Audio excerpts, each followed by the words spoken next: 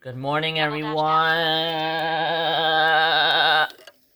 Welcome to our morning reflection, guys. Today it is Wednesday, April 29th, 2026.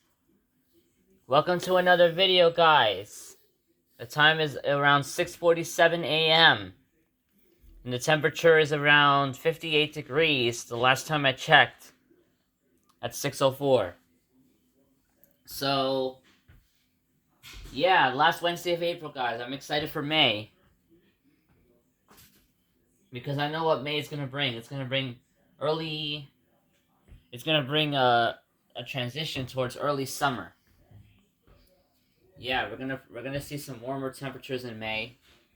Except for the first week, we're gonna see some still like pretty chilly conditions. But at least it's not winter anymore. That we have to deal with the freezing weather anymore until like a few months from now. Well, guys, living in New York City is not one single mild weather event, because every single season is always filled with unpredictability. Like, New York City winters might be extremely cold, and there might be a day in, let's say in February, where the weather can be unseasonably warm, followed by a cold snap again. You see, guys? I have been noticing that pattern, guys, over the years. And, they're partly due to climate change. Climate change is probably the most factors that are driving these patterns in New York, and also maybe natural weather patterns too. Because last year, guys, the we predicted a La Nina to last until like around this time, I think. La Nina. Now I don't know how La Nina in the Pacific Ocean can bring weather conditions into the Atlantic, which is kind of crazy. But according to research, La Nina does not affect the Atlantic much. The most thing that's probably affecting us is the North Atlantic Oscillation, which I don't really know about it much, but I might want to research about it in the future, but not now, because right now we're doing our reflection.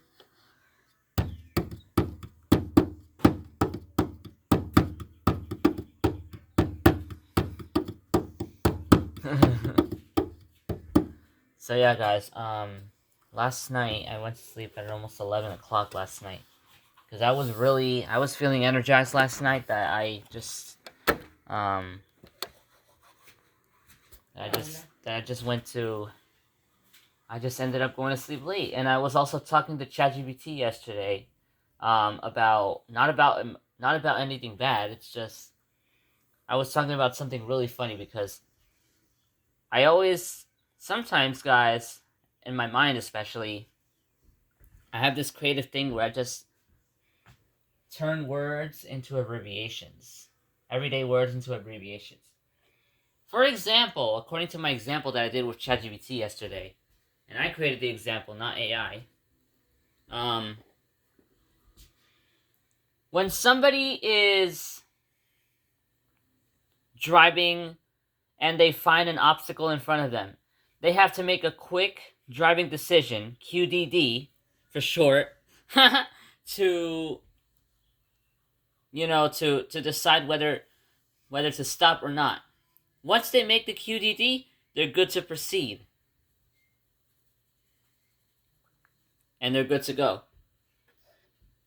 They're GTG, good to go. Yeah. You see what I'm doing there? It's crazy, but I just wanted to show you guys how I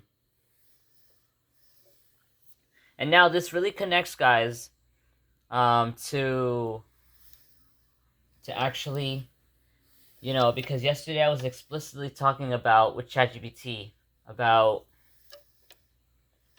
how we should stay calm when driving. You know, avoiding any road rage, or RR in this case. Because a lot of people, especially in the city, do a lot of road raging. Because I actually simulated an AI generated scenario where somebody was road raging. And the thing I don't like is when people are like, "Oh, learn how to drive in the city, or move your car." Well, that's understandable. But you don't have to yell at a driver just to move their car. That's crazy. But a lot of, but by the end of the day, a lot of people have a lot of have different reactions. And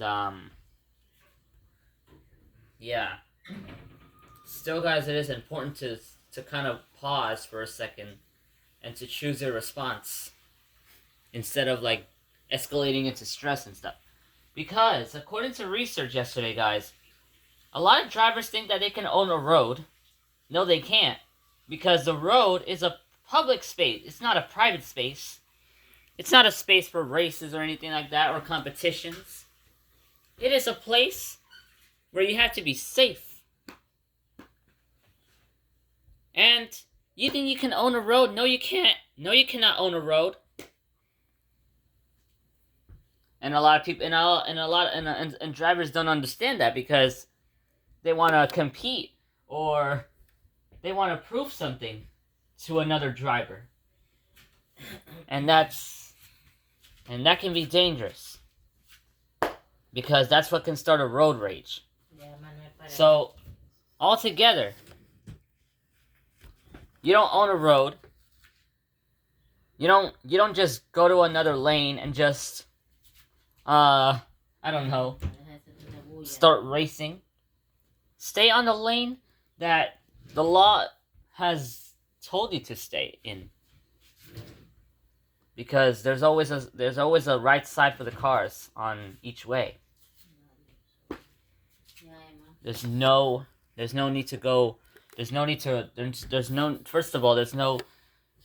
absolutely no need to go, not just absolutely not need, but you cannot think that you can own a road, because that is absolutely wrong. Yeah. So, alright guys, I got to go. I'll see you guys later. I recommend you guys to subscribe to my channel. And I'll see you guys later. Goodbye. No. 08. Stop recording. Pause. Stop recording.